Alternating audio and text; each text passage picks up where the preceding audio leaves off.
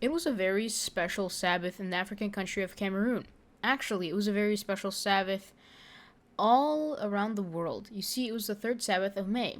Do you know what is so special about the third Sabbath of May? The third Sabbath of May is the World Adventure Day, a day when adventurers around the world celebrate being adventurers. What does it mean to be an adventurer? Ketsia and the other adventurers in her club spent some time thinking about the question, what does it mean to be an adventurer? They wondered, does it mean reading and memorizing the Bible? Does it mean earning honors? Does it mean gathering for fun activities? They agreed that those were all important things, but there was something even more important. They decided that being an adventurer means helping others. It means helping people in need, just as Jesus would do if he was walking on this earth today. It means being the hands and feet of Jesus. Ketsia and her friends decided to celebrate World Adventure Day by visiting children who didn't have any parents. Those children were orphans. On Sabbath afternoon, Ketsia and 14 other adventurers went with a grown-up master guide to the orphanage where 20 orphans lived. The orphans knew that the adventurers were coming, and they eagerly met them in the big room of the orphanage. The adventurers stood on one side of the room and introduced themselves to orphans. When Ketsia's turn came, she smiled and said, "My name is Ketsia. I'm 9 years old. I'm a Seventh-day Adventist and an adventurer." The youngest adventurer was 7 years old, and the oldest was 11. They all said that they were Adventists and adventurers. Then the orphans introduced themselves.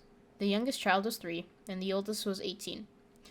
None of them were Adventists or adventurers, but they were curious to know more about Adventists and adventurers. When the introductions were over, the master guide motioned for the adventurers to stand together. "We are going to sing some songs," he said. Ketsia and the other adventurers enthusiastically sang about Jesus.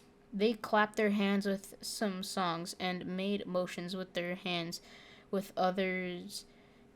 When the adventurers finished singing a dozen songs, the orphans asked them to sing to them again. They had liked what they had seen and heard.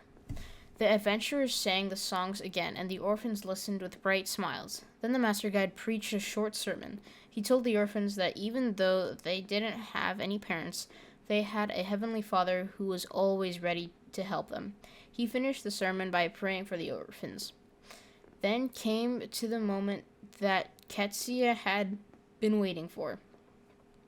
It was time to pass out gifts. Ketsia and other adventurers had brought square bars of brown soap to give to the orphans. The soap was good for taking baths and washing clothes. The orphans didn't have their own soap, and they sometimes had to take baths and wash clothes without any at all. Ketsia handed 2 square bars of brown soap to a 6-year-old girl. The little orphan smiled broadly. She was so happy. "Thank you," she exclaimed as she accepted the gift. When Ketsia saw the gift, the girl's smile, and heard her gratitude, she also felt happy. She was happy that she and the other adventurers had been able to share songs and soap with the orphans. After the visit, the master guide took the adventurers to their homes. It was an amazing Sabbath," Ketsia said. "My wish is to have that experience of helping people in need again." Part of this quarter's 13th Sabbath offering will help open a Seventh-day Adventist school in Ketsia's home country of Cameroon, where children will learn to help others just like Jesus. Thank you so much for planning such a generous offering next month. Please hit the subscribe button, hit the notification bell, smash that like button. I also have a Patreon down below if you want to support my ministries.